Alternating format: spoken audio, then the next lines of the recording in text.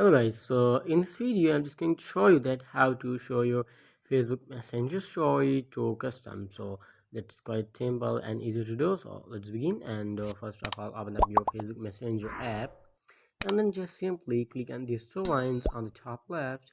Here you get the gear in front of Messenger username. Just simply tap on that gear and just scroll a little bit and click on the privacy and safety option in preferences section. Just tap on it, and here you get the option of storage controls on the very left. Just tap on that option.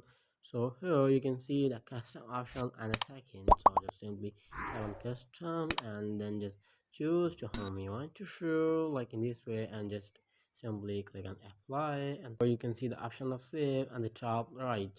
Just tap on it and once again tap on save. So like in this way you can show your Facebook Messenger story to custom only. So I hope this helps you guys, and if you have any question about the tutorial, just leave me a comment below and I'll be catch you on the next video.